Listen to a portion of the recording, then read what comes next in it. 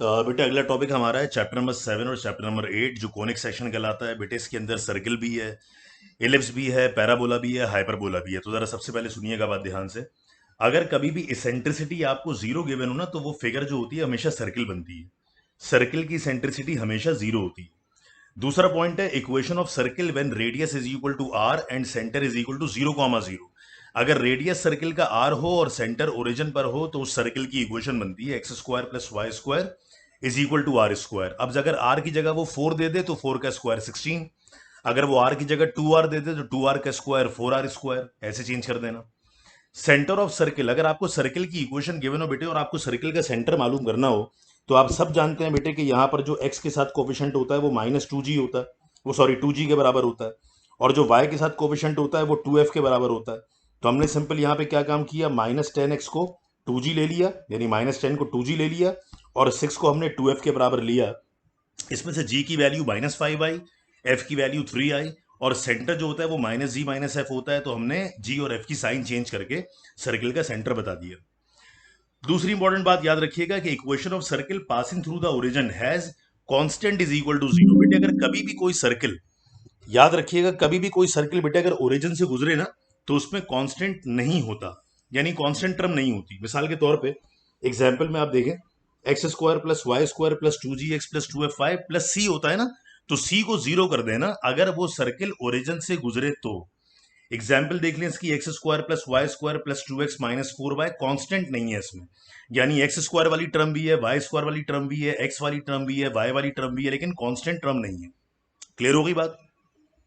अगली बात पे आइए बेटे, अगर इसेंट्रिसिटी कभी भी कोनिक की 1 हो तो उस फिगर को हम बोलते हैं पैराबोला। इसकी डेफिनेशन होती है पी एफ बराबर पी डी, मतलब पॉइंट से लेके एफ तक का जितना फासला होगा उतना ही डिस्टेंस पॉइंट से लेके डी तक का होगा। पैराबोला के किसी भी केस में जो लेटेस्ट रेक्टम होता है वो हमेशा 4a के बराबर होता है। दूसरी बात याद रखिए, अगर इसेंट्रिसिटी लेस देन 1 है तो वो एलिप्स होगा, और एलिप्स के अंदर बेटे हमने जब सवाल सॉल्व किए थे तो आप ये वाली दोनों कंडीशंस याद रख लीजिएगा, एलिप्स के अंदर लगती हैं।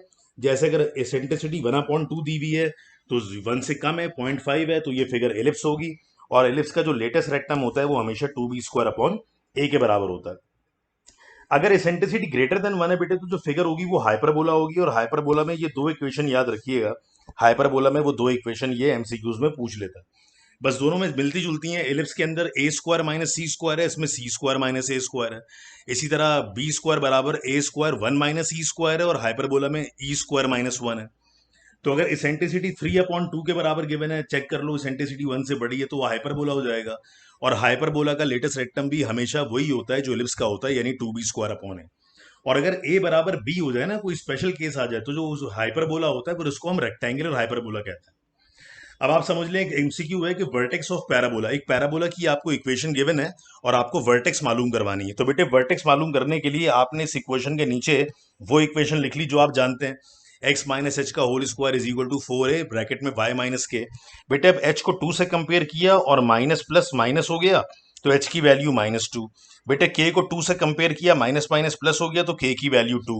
अब वर्टेक्स हो जाएगी h कॉमा k, यानी -2,2। दूसरा एक एमसीक्यू सुनिएगा, कभी आपसे वो लेंथ ऑफ मेजर एक्सेस पूछ ले एलिप्स का, तो बेटे एलिप्स की जो इक्वेशन दी हुई है उसमें आपको पता है जो बड़ी वैल्यू होती है वो हमेशा ए स्क्वायर की होती है, छोटी वैल्यू हमेशा बी स्क्वायर की होती है। तो ए स्क्वायर की वैल्यू 16 आई तो ए की वैल्यू 4 आ गई। तो मेजर एक्सेस हमेशा 2a के बराबर होता है एलिप्स में, तो 2 को a से मल्टीप्लाई किया तो मेजर एक्सेस की लेंथ 8 के बराबर आ गई। क्लियर हो गई बात ये? अब इसी तरह याद रखिएगा कि पॉइंट है कि distance between the foci of the ellipse and hyperbola, अगर वो कभी भी एलिप्स और हाइपरबोला के फोकाई के दरमियान डिस्टेंस पूछे तो वो डिस्टेंस हमेशा 2c के बराबर रखवाइएगा। एक और पॉइंट है द वर्टिसेस ऑफ हाइपरबोला। बेटे एक हाइपरबोला की आपको इक्वेशन गिवन है, तो हाइपरबोला में से आपको वर्टेक्स पूछ रहा है, तो ये केस नंबर 1 का हाइपरबोला है। जैसे केस नंबर 1 का एलिप्स था, याद है उसकी वर्टेक्स a,0 होती थी।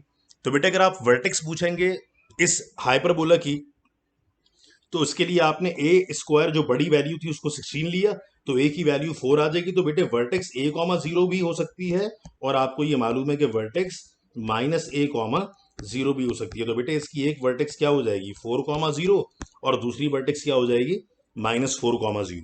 ठीक है। उसके अलावा बेटे 7.1 और 7.2 में याद रखिएगा वो सारी कंडीशन जिसके थ्रू आपको सवाल सॉल्व करवाए थे, वो सारी कंडीशन आपको याद करके जानी है वो पेपर में पूछ सकता है कि सर्किल याद है कि अगर एक्स एक्सिस को टच करे तो सी बराबर जी स्क्वायर हो जाता है, अगर सर्किल वाई एक्सिस को टच करे तो सी बराबर एफ स्क्वायर हो जाता है, अगर सर्किल कॉन्सेंट्रिक हो तो उसकी शुरू की सारी वैल्यूज सेम होंगी, सिर्फ कांस्टेंट में फर्क होगा। तो जो सवालात आपने प्रैक्टिस करे हैं उन्हीं में से एमसीक्यूज भी बनेंगे, तो उन सवालों की ठीक तरह प्रैक्टिस कीजिएगा।